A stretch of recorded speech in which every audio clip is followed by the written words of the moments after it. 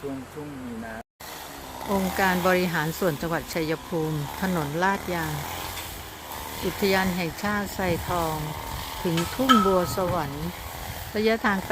8.600 กิโลเมตรที่นี่คืออำเภอหนองบัวระเหวจังหวัดชัยภูมิค่ะ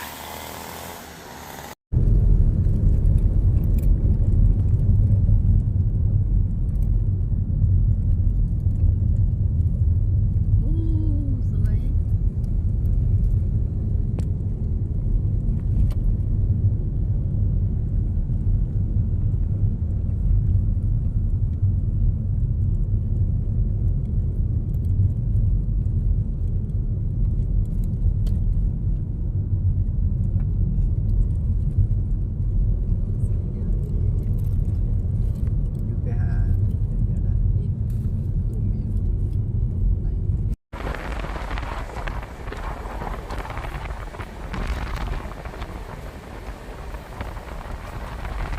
อะไรนะข้างในอ่ะแบบ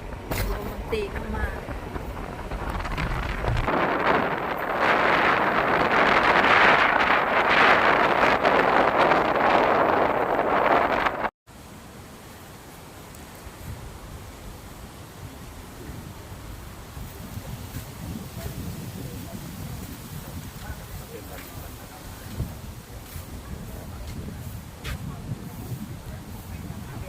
หาหำผลก็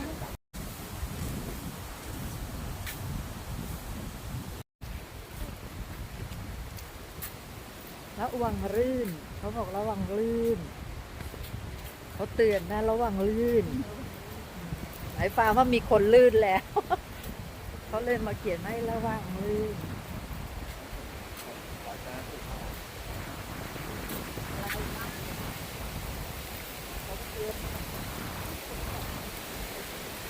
มันเป็นละอองเราอยู่ในหุบมันน่ะอยู่ในแบบเป็นยอดเขาอะนะพี่นะสีลมเลยตอนพี่มายังไม่แรงขนาดนี้เลยนะตอนมาที่แง่ทราย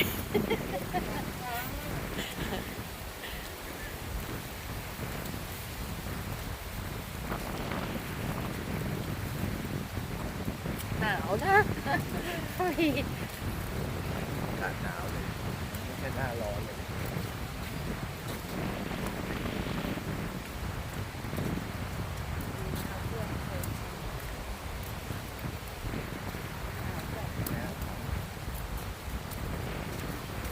ละอองน้ำจากก้อนเมฆ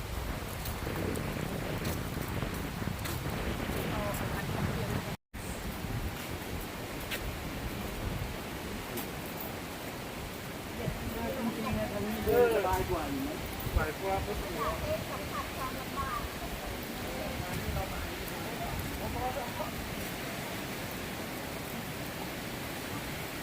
เราไม่เปลี่ยนเยอะเพราะเลยหรอกเราอยู่เหนือเมฆ โอ้ยลมแรงแรงอ่ะ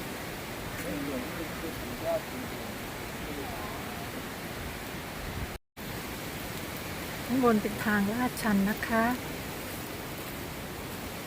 มีแรงกดอากาศสูงมาก ให้กลายเป็นเม็ดฝนหล่นลงมานะคะวันนี้อากาศชื้น เหมือนฝนจะตก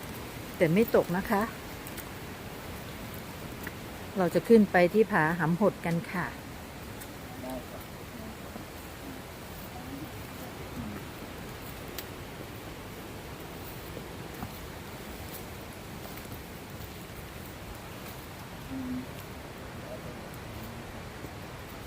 ทุกคนหันหน้ากลับมาหน่อย มาบ๊ายบายบ๊ายบายผาหำหดนะคะจังหวัดชัยภูมิตอนนี้เราขึ้นมาบนผาหำหดค่ะเราจะไปที่ผาหำหดดูจากวันนี้หมอกเยอะมากหมอกฟุ้งเลยนะคะ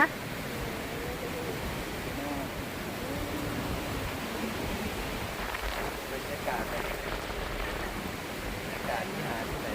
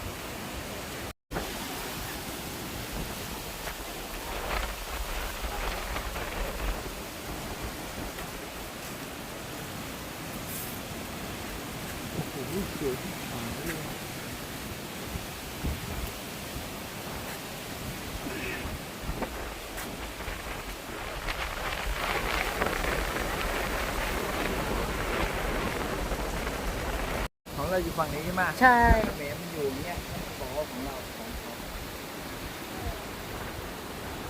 ตัวเขาก็ขึ้นลำบาก มัน นะ ต่ำลงไปอย่างนั้นไงมันอยู่คน นี่ ละระดับ เดี๋ยวไปผาสุดแผ่นดินเนี่ย เข้าไปถ่ายรูป ครั้งละไม่เกิน2 คน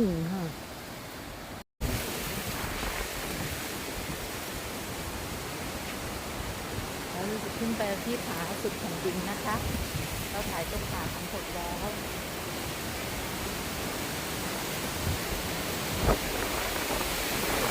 ลมแรงมากเลย โอ้ยสุดเลย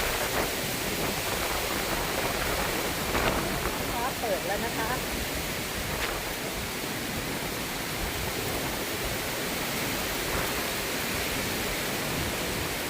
เสียงลมแรงมาก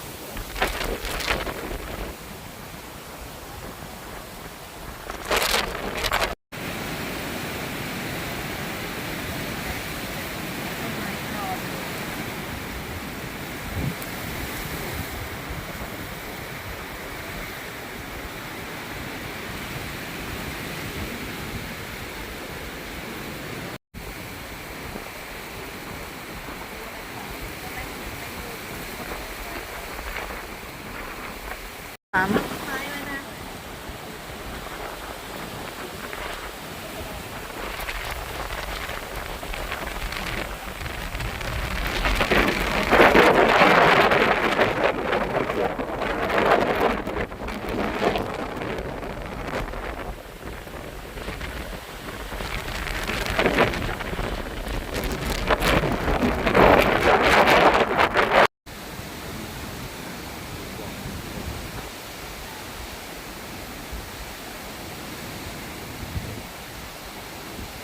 ลม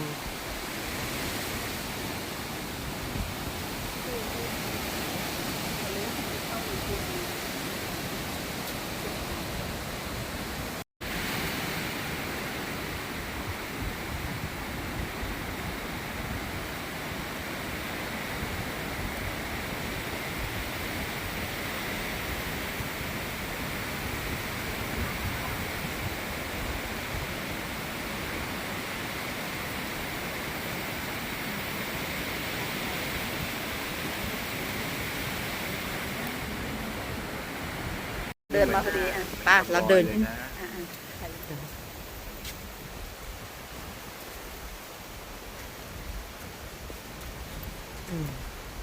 เห็นไหมสวยเลย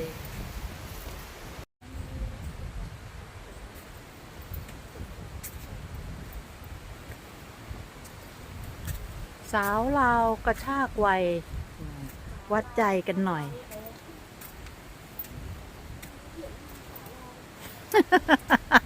มันคืออะไร ลาวเหมือนลาวตากผ้า เอามือสาวลาวลากไว้ พี่หญิงหันมาแบบสู้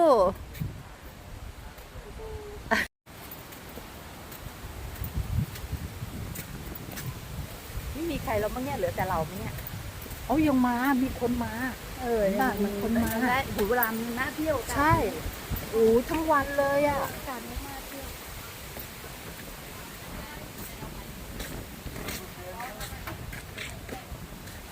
หาหำหดไปมาแล้วนะคะ อากาศมัวเนาะ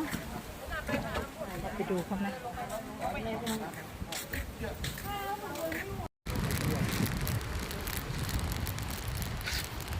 เขาทำขึ้นมาใหม่อ๋อมีลานสกายวอล์กขึ้นมา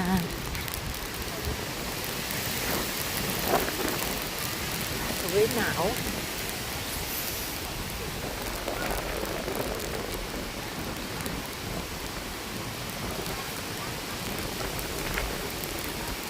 พื้นที่ส่วนรวมตรงนี้เป็นลานกลางเต็นท์นะคะตรงนี้หนาวอะมีสกายวอล์กนิดนึง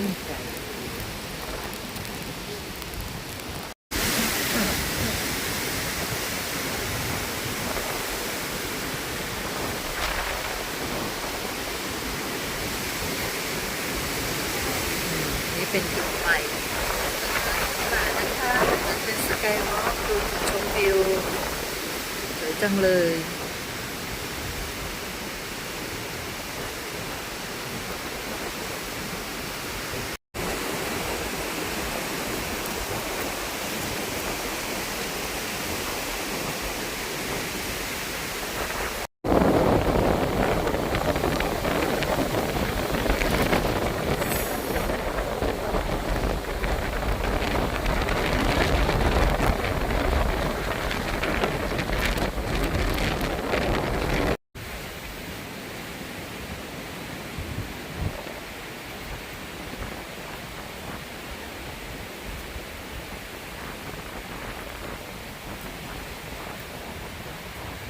จะไปนั่งชิงช้าก่อนไหม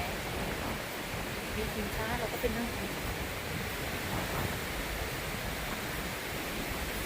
นี่ไม่ต้องแย่งกันนะ มี2 อัน นี่มันลูกอะไรนะเหมือนมะกรูดเลย ลูกกลมๆหล่นมาโดนหัวเจ็บแล้วเนี่ย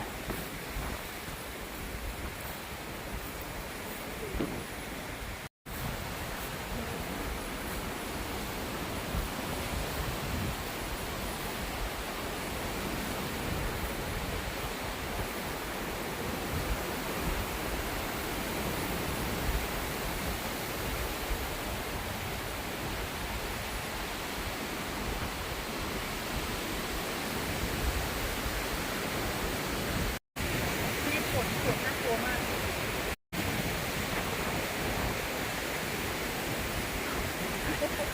ถ่ายตัวเองเอาตรงนี้ก่อนตรงนี้ก่อน นั่งต้นไม้อยู่ยืน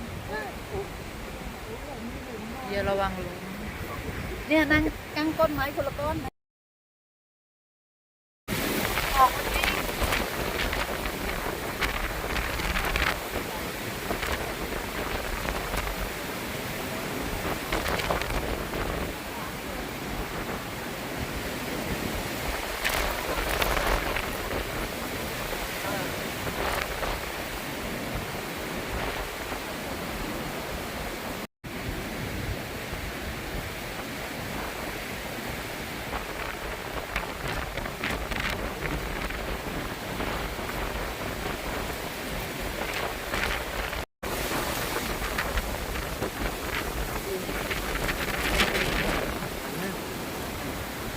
แล้ว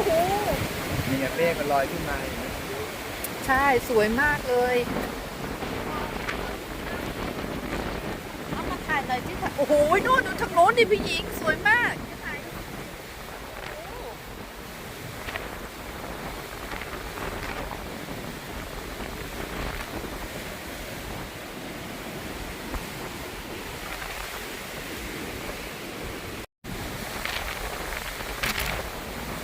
ฟ้าเปิดสวยมากเห็นบ้าง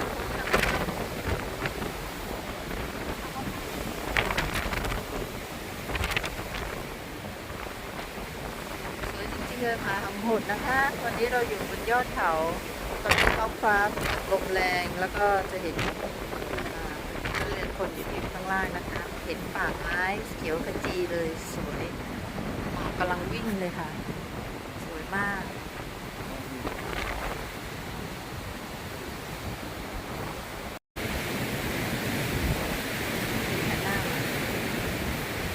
ดูข้างหลังหมอกเห็นโอ้โหมันลอยขึ้นมาเนาะโอ้สวยจังเลยผาหามหดนะคะชัยภูมิค่ะโอ้ยลมแรงมากนะคะผาหามหดนะคะวันนี้ลมแรงมาก